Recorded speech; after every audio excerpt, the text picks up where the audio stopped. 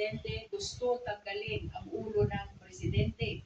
Ano itong insidenteng ito kung iyong nalalaman? Sa aking pong recollection sa pag-imbestiga, ito po yung kanyang press conference noong October 18 ng 2024 kung saan sinabi niya, gusto kong tanggalin ang ulo niya ba? At sinabi rin po niya, imagine cutting his head. So, yan po ang binabanggit ko na video. Kaugnay ng sinabi niya na gusto ko tanggalin yung ulo niya ba? Anong partikular na bahagi ng binanggit mo na video ang tumutukoy sa sinabi nito ng Vice Presidente? Mr. Presiding Officer, respectfully, with your permission, for the time stamp, I want to refer. Witness is allowed to refer to his notes with assistance and within the view of the counsel, assisting counsel for the respondent and the prosecution if they so desire.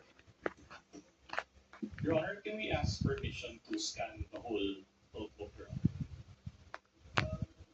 Or at least the salient portions of the notebook, Your Honor? To look at it, to scan it, to see that even baka may mga nakasulat na iba dyan na wala nang kinalam. Just to confirm that it is indeed his notes with respect. What is the book you are referring to or notebook you are referring to? Attorney Madiba? Mr. Presiding Officer, actually, diary ko po ito at saka notes combination. So, kung makikita naman po, wala pa noon.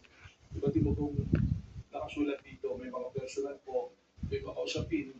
Ito lamang pong notes ko na ito, nakatuon doon sa date kung saan po nagkaroon na ng investigation po yung administrative order number 11. And just the salient portions, sir. Your Honor, just for the record, we would like to invoke the right of the witness to refer to his notes because that note pertains to investigation notes which were prepared, done, read at the time of the investigation, Your Honor. That is to refresh his memory, Your Honor. No, the presiding officer already allowed it. Counsel for the respondent, your assisting counsel is there.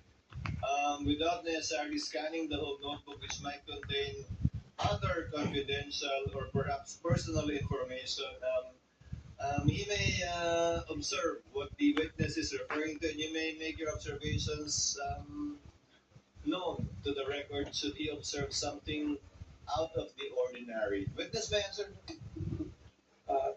Ang timestamp po dun sa sinabi kong gusto kong tanggalin yung ulo niya ba is from 1:35:57 to 1:36:10 po. Your Honor, may we request that the video of the Vice President on October 18, 2024, during her press conference, previously marked as P411, particularly timestamp 1:35:57